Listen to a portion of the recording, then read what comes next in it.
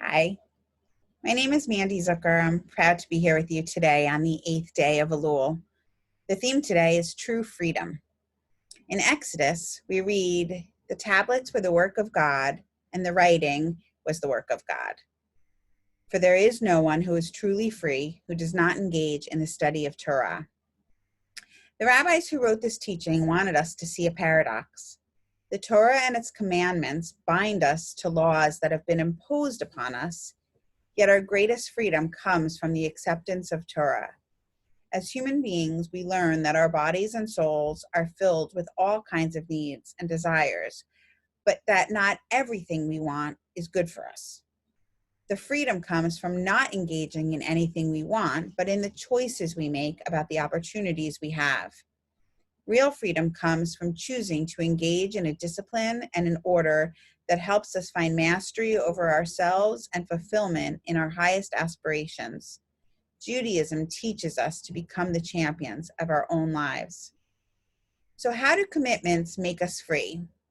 Don't commitments tie us down? I guess they do in some ways, but making the choice to be disciplined for the sake of a greater good is our highest form of freedom.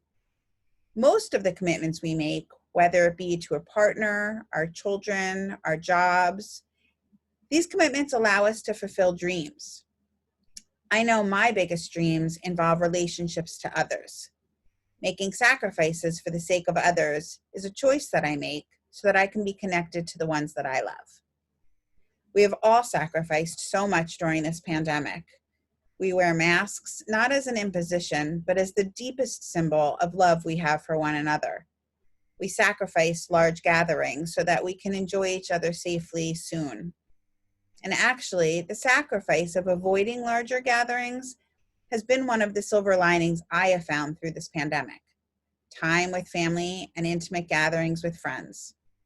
And despite the physical distance, I feel closer to people every time I consciously decide to keep myself and them safe by making sacrifices that I had not had to make before.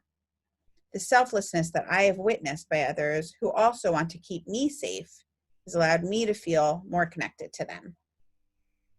Autonomy is not a new idea introduced into Judaism by the modern age. Judaism depends on our ability to choose and accept Torah. The covenant is a relationship with God in which we willingly espouse a path that leads us towards the joy of service to others, community, purposeful living, and spiritual fulfillment. Our relationship with God is one of love. In a relationship between human beings, relationships mean freely choosing to be constrained by the needs of the ones that we love. In the same way, Torah and mitzvot emerge from our loving relationship with God. Also, in a loving relationship with a person, our relationship with God cannot be one-sided. We respond to God by accepting the right and the obligation to help shape the terms of the relationship in a way that serves our needs too. Our part in the brit, in the covenant, is to engage with the mitzvot lovingly. We have the right to question the ways of the tradition that we find harmful to our being. Just as the rabbinic Judaism has done since ancient times, we have an obligation to alter the tradition to meet the needs of our times. We accept, we choose, we shape, we lovingly find ways to turn our will towards God, and in doing so, we discover freedom.